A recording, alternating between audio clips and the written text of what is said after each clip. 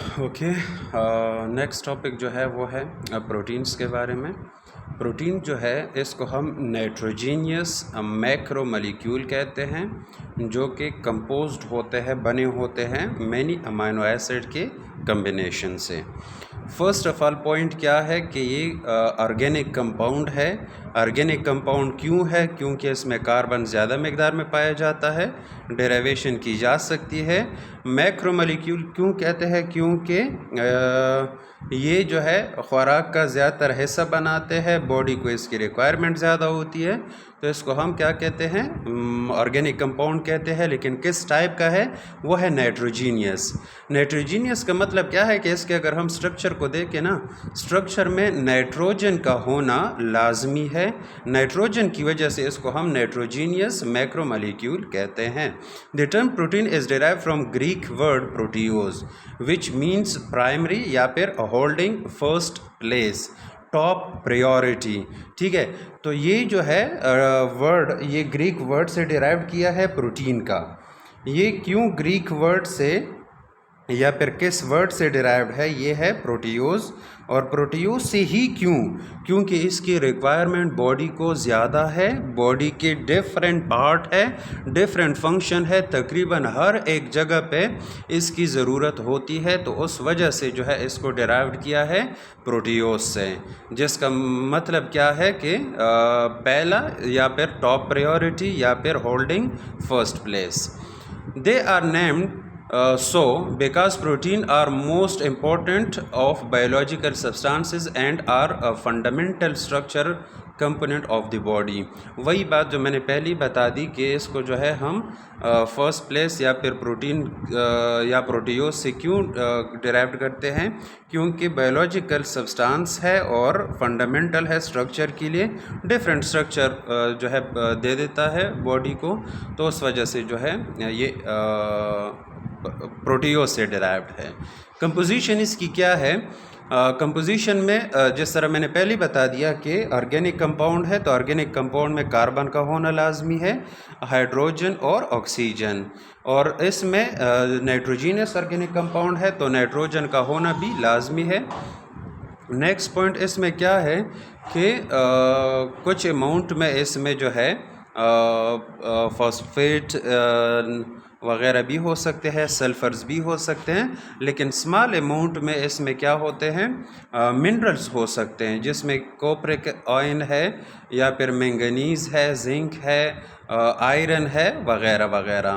Protein molecule जो है ये बहुत बड़े होते हैं, जो कि बने हैं अमाइनो एसिड की कम्बिनेशन से। अमाइनो एसिड के दरमियान बॉन्ड बनता है which is called peptide bond.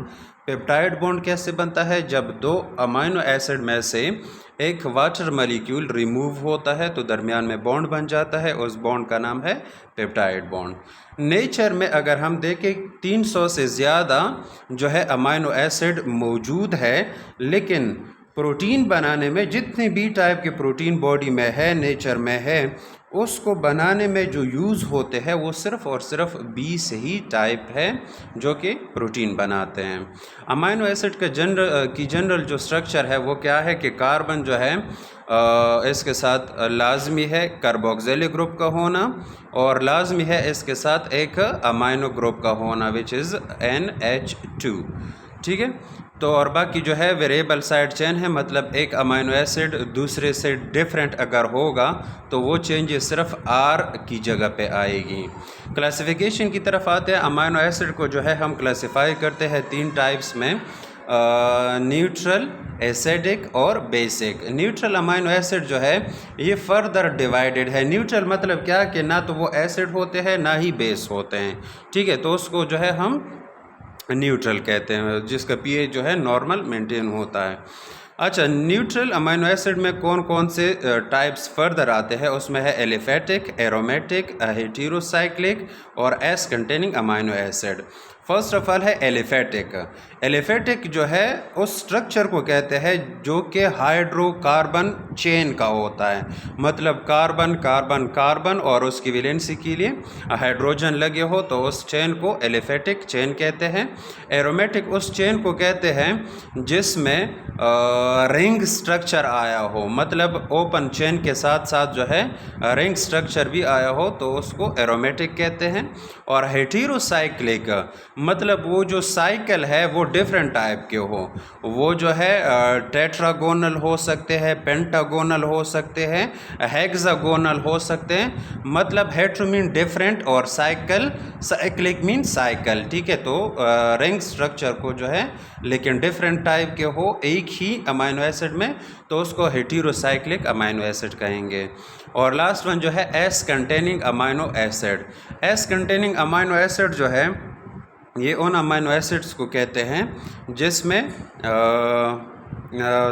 Sulphur मौजूद हो, एक या एक से ज़्यादा सल्फ़र एटम्स मौजूद हो तो उसको जो है हम क्या कहते हैं, एस कंटेनिंग अमाइनो एसिड कहेंगे। और नेक्स्ट जो टाइप है वो है acidic amino acid. Acidic amino acid, these amino acid have 2 carboxylic groups and 1 amino group. Acidic amino acid जो है ये उन अमाइनो एसिड्स को कहेंगे जिसमें 2 कार्बोक्सिलिक ग्रुप मौजूद हो एक ही अमाइनो एसिड में, और क्या हो एक उसमें अमाइनो ग्रुप मतलब NH2 ग्रुप मौजूद हो। एग्जांपल इसकी फॉर एग्जांपल एस्पार्टिक एसिड हो गया, ग्लूटामिक एसिड हो गया, ठीक है। तो उसको जो है हम एसिडिक अमाइनो एसिड कहेंगे। बेसिक अमाइनो एसिड्स क्या है? Basic amino acid consist of those amino acid which have 1 carboxylic group and 2 amino group, ठीक है। ये वाइस वर्सा है एसिड और बेस।